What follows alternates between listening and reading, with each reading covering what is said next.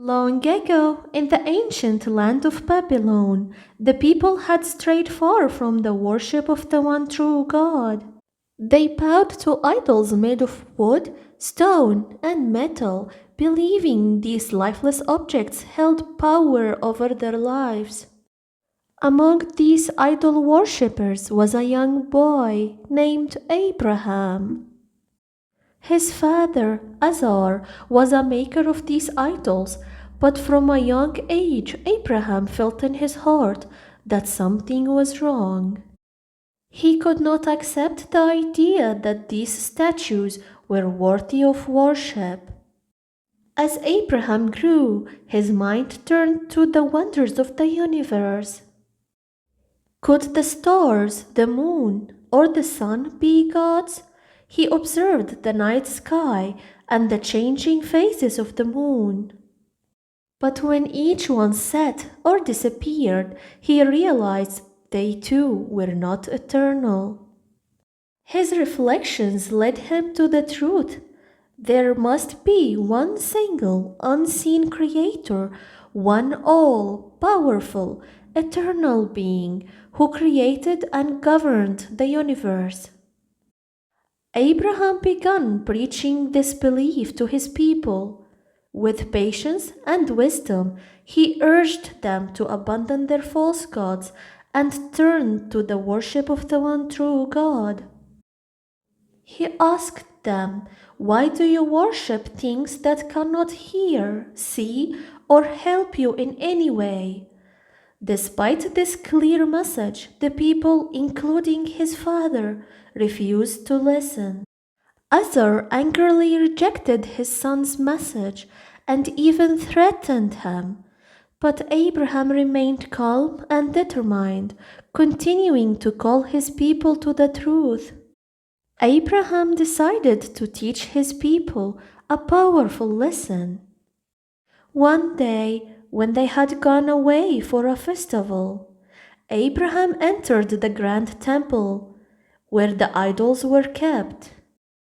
Taking an axe, he destroyed all the smaller idols, leaving the largest one intact with the axe around its neck.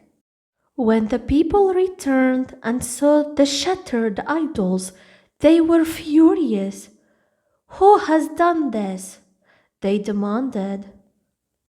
Calmly, Abraham told them, "Ask the largest idol, the one with the axe. Maybe he can tell you." The people were baffled and embarrassed, for they knew the idols could not speak. Yet, even in their shock, they refused to admit the truth. They were too stubborn to abandon their false gods.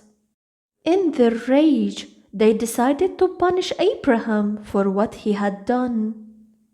The leaders of Babylon, with their king Nimrod, decreed that Abraham should be burned alive. They gathered wood and built an enormous fire, so large that no one could get close to it. They placed Abraham in a catapult and threw him into the flames. But God, in His infinite power, commanded the fire to be cool and safe for Abraham. The people watched in disbelief as Abraham emerged from the fire, completely unharmed. Even after this incredible miracle, most of the people remained defiant, including King Nimrod. Nimrod witnessed this miracle. His pride and arrogance blinded him to the truth. He continued to reject Abraham's message and claimed to be a deity himself. Nimrod attempted to assert his own power by stating that he could also give life and death, which led to a philosophical debate between him and Abraham.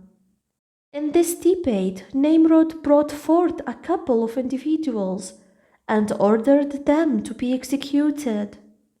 He then spared one of them, proclaiming that he had the power over life and death.